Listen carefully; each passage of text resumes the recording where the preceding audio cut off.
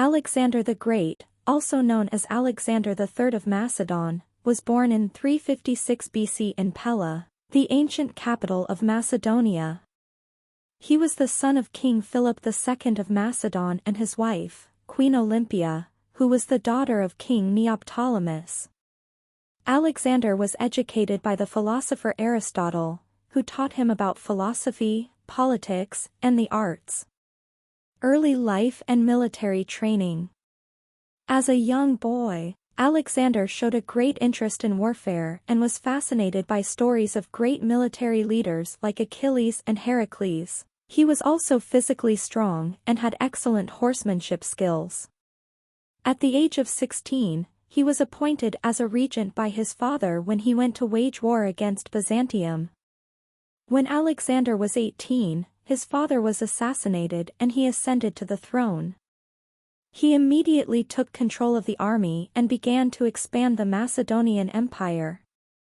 He defeated the Greeks at the Battle of Chaeronea in 338 BC and then turned his attention to the Persians. In 334 BC, Alexander invaded Asia Minor with an army of 35,000 men. His first victory came at the Battle of Granicus, where he defeated a much larger Persian army.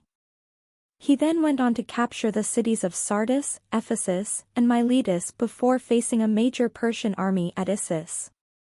The Battle of Issus was a decisive victory for Alexander.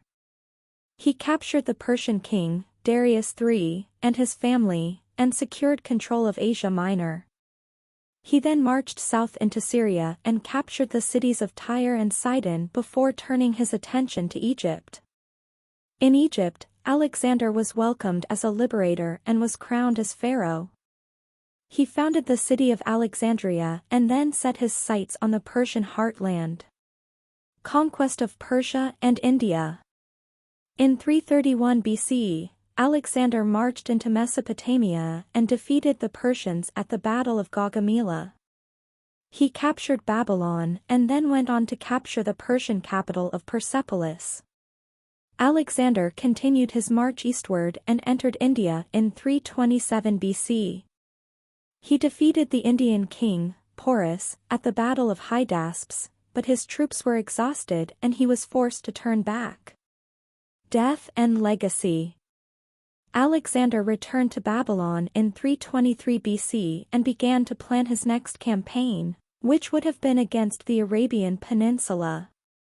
However, he fell ill and died in June of that year. He was only 32 years old. After his death, Alexander's empire was divided among his generals, who became known as the Diadochi. His legacy lived on, however, in the spread of Hellenistic culture throughout the ancient world. Alexander was a military genius and a visionary leader.